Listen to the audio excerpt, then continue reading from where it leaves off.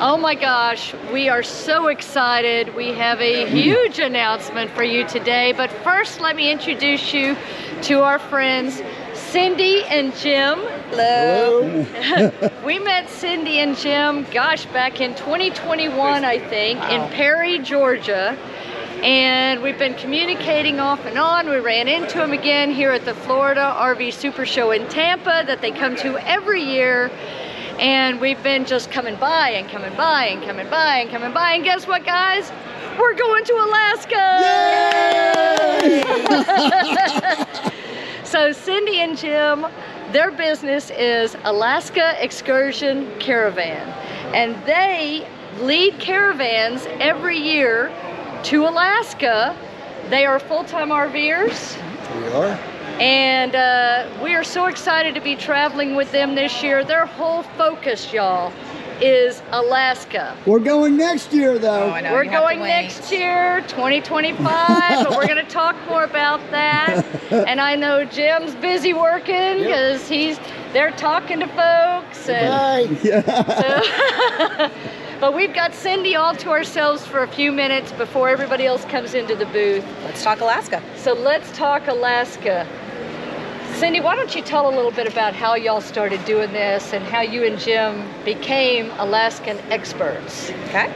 So my husband and I have been going to Alaska since 13, and we fell in love with the land, the people, the wildlife, just the whole culture of Alaska. Been going up and back. Of course, it's just one of those really amazing trips. And then I met somebody one day in Homer, and she was crying. And I asked her what was wrong, you know, and she said, we came to Alaska, we spent all this time planning it, we spent all this money, and I hate it. And that's kind of like telling me that I have an ugly grandchild. Like, you just don't hate Alaska. So then we started talking about why. What was her experience? What had she done? What had she seen? Did she know about certain things in Seward when she was there? And unfortunately, she did not. We were in Homer, and I was telling her all these things to do in Homer. Well, they were leaving the next day, so she didn't have time to go do any of them. And I realized that people were coming to Alaska, but not experiencing Alaska. So we decided to start Alaska Excursion Caravan, where we take small groups so that we can be very customized and very personal with our guests, all around Alaska for 63 days. We make sure that they go on the best excursions while they're there so that they see Alaska off the highway system by getting up in the air, going out to glaciers, dog mushing, bears, all that fun stuff. Oh, and I've been told whales were really important here. Whales also. So we've been helping guests go up there since 16. And now we're super excited. We took your friends up there last year. Hi, Curtis. Hi, Cindy. I bet you're going to be watching this at some point. Hi, guys. We were so jealous that we didn't get to go. So now you're going to get to go and share your experience of Alaska and help to demystify the whole taking your RV to Alaska. Yes, we are taking Freedom, our new Aire. We are going to be towing the Jeep Gladiator. You guys have a pretty big rig. 45-foot diesel pusher. And you tow. We tow a truck. Well, during the trip we don't tow the truck because that's Jim's job.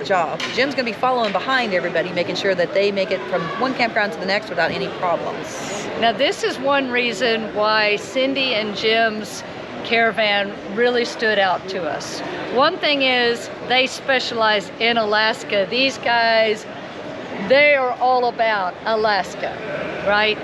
But also, they are the company. You are dealing directly with the people who are the wagon master, the tail gunner, the planners, the concierge, everything. Yes.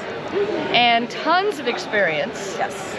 So things have changed since you guys have been going up? Oh my goodness. So there was still dirt road sections when we first started going up, but there's not anymore. It's all paved. There's still a few bad sections, which is when we work with our guests to make sure they understand how slow to go so that they don't do any damage. And we've been very blessed that our guests have made it up and back without causing problems to their rigs when they follow the instructions. So, good gas. There's good gas all along the way, and we're going to give you a book every drive day that's going to tell you exactly where those fuel stations are and if they're big rig friendly or not. See, and that's important, and also places to maybe pull off and have lunch or enjoy a view or go for a little hike. Okay. She told us earlier today that, you know, kind of what to expect from a travel day, but that they want us to take our time as we're traveling so that we can enjoy the experience between the stops as well. Which is a lot different than what most people do in the lower 48. Usually you get on the highway and you're just boogieing to your next campground, and all you think about is how far we got to go and where's the fuel station and where am I eating lunch. This trip's going to be a lot different. You're going to slow everything down and you're going to enjoy the journey, because the journey is gorgeous. You're going to see wildlife. It's not in, well, I can't let that secret out. You're going to see a lot of wildlife. You're going to see snow-capped mountains. You're going to see waterfalls. You're going to see crystal lakes, blue lakes. It's all about slowing down and enjoying the whole journey there. We keep our drive days short enough that you don't feel like you have to rush from point to point. And when you get there, we're usually going to have a happy hour. So, woohoo! Now, the way it works, from what my understanding is, say we are on day 32, and I'm just pulling that number out. I have no idea what that means. But we're leaving, we're going to the next destination. You would leave first. Correct? Yes. You would go to the next destination and start getting it ready for everyone else who's following behind. Yep. And you encourage your guests to, if they want to travel together, they can, but to spread out a little bit more, right? Yeah. Why is that? So if you put two RVs together on these highways and these roads, what happens is the first guy gets to see the bear and the second guy gets to see the tail of the bear running into the bushes.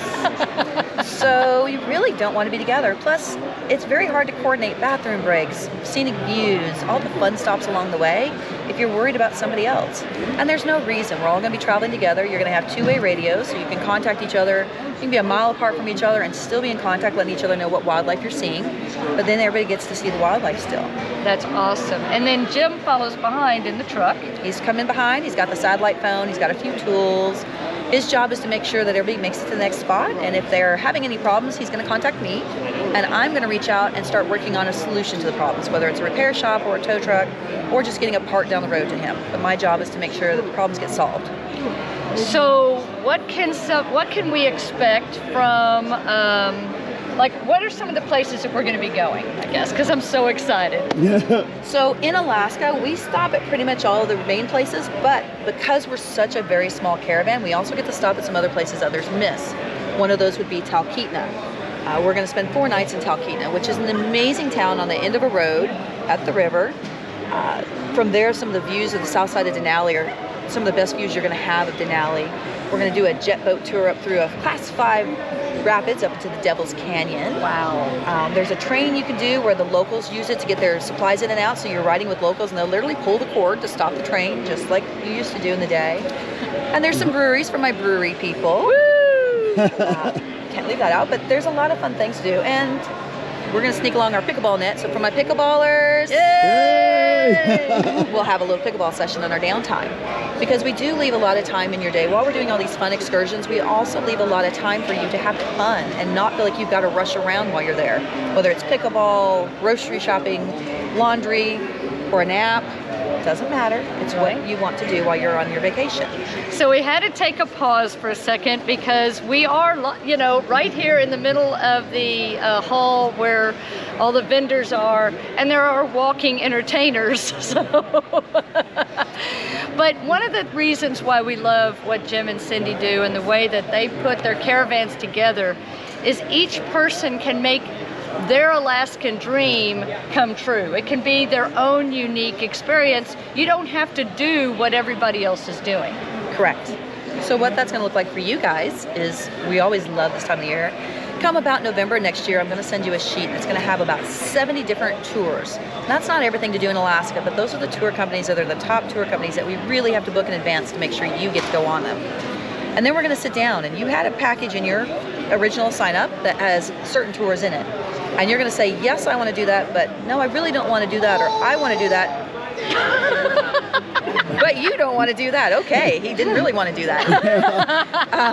So it's going to be customized to each of our couples. So some of our couples are really busy. We have couples who are making this their 50th or 60th anniversary. They're doing all these bucket list items. They're doing helicopter trips and flights. They're going to every national park.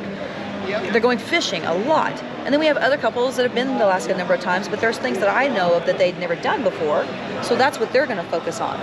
So it's customized to them. So when we show up at each of our stops, you're going to have a digital calendar. It's going to show you what you're doing at the stops.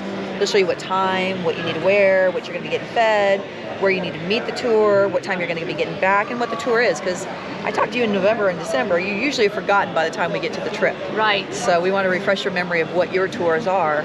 And you're going to start noticing, while you pick certain tours and they were different than other couples, sometimes you're going to have some of the same tours because you may have some of the same likes. And that's kind of fun too, because you'll start seeing the same couples doing some of the same things, and then they'll start bonding up because they have very similar interests. And that is one thing that's interesting too that I didn't realize until we got here to the show and we started running into people who had experienced your caravans. They are forming their own communities within the RVing community. You guys are about to go down to Naples and meet a bunch of your previous guests. We're so excited about that. I believe there's 22 of the 31 guests that traveled with us in one of our groups last year, or 2022.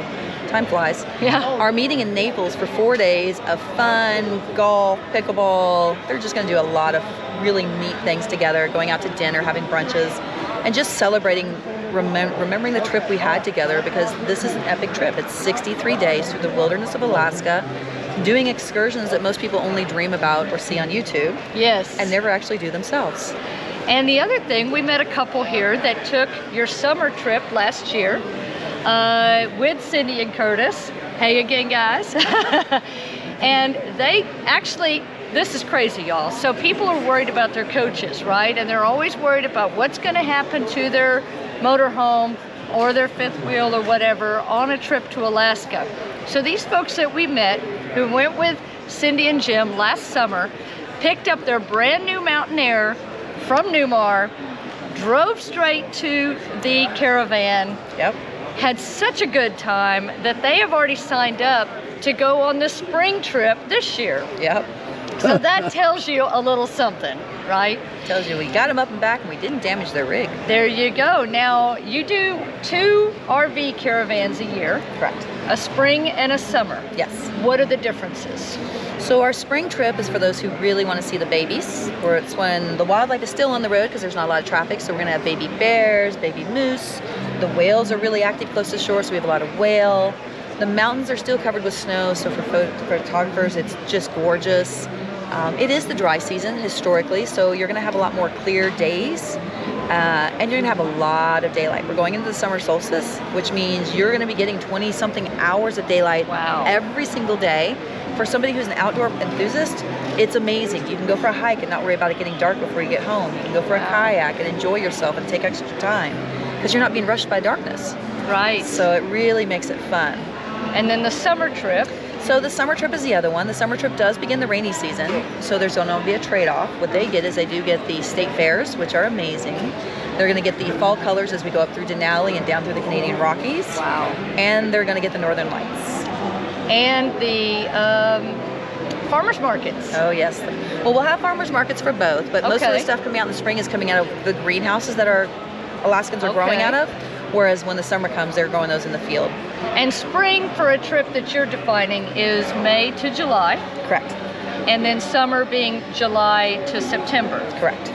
Now, how about folks like us who we've never been into Canada? It's something that we've always wanted to do, just like Alaska has been on the list, but maybe we're a little intimidated about how to cross the border, where to cross the border, what campgrounds we should stay at to come up and meet y'all in Dawson Creek.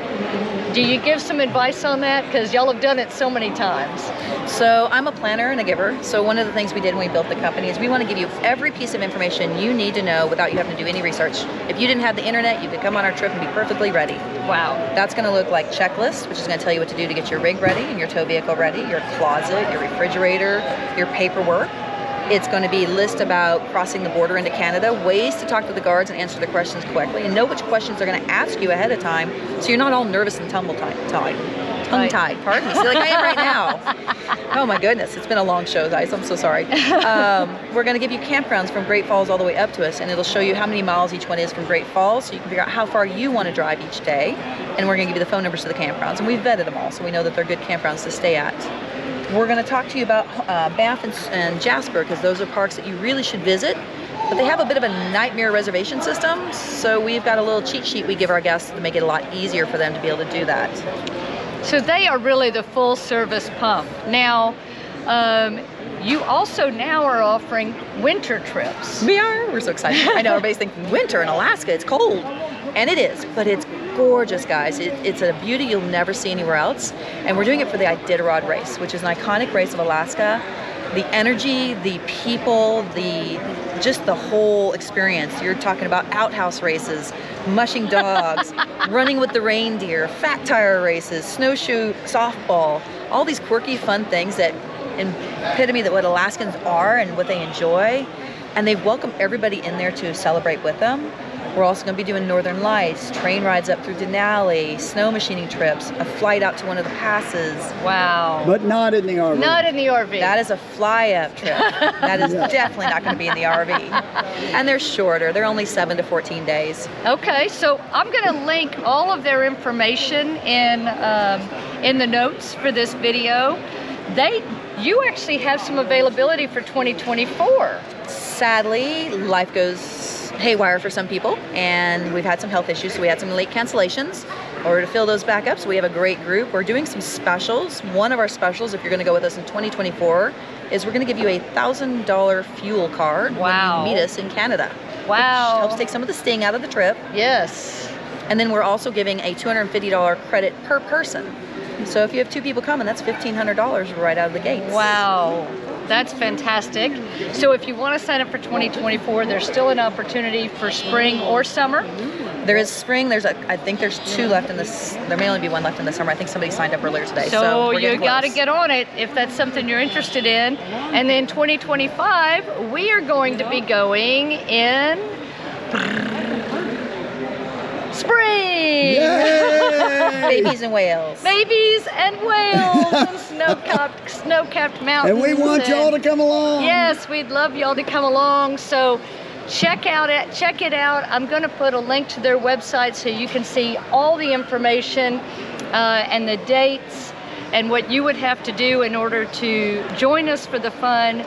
We cannot wait. This is a bucket list thing, and we actually tried to go last year, and it didn't really work out for us. The timing was not right for us, so we unfortunately had to cancel. But our friends Cindy and Curtis that did go they had a ball, and we cannot wait. And that's the case of everybody we've talked to about Jim and Cindy's caravan. So we cannot wait to go. We hope you can join us. We're going to be talking a lot more about this because we have a lot of stuff to get ready for 2025, and we're going to be taking you on a whole South Florida up to Alaska excursion, basically. It's going to be quite the year. So make sure you come along for the fun. Drop a note if you have any questions. We can forward them to Cindy and she can answer for you. And until next time, y'all, we are so excited. Thanks for joining us. Thank you for your time. Can't wait to see you in Alaska with us. We can't wait. Safe travels and happy camping. Bye. Woo.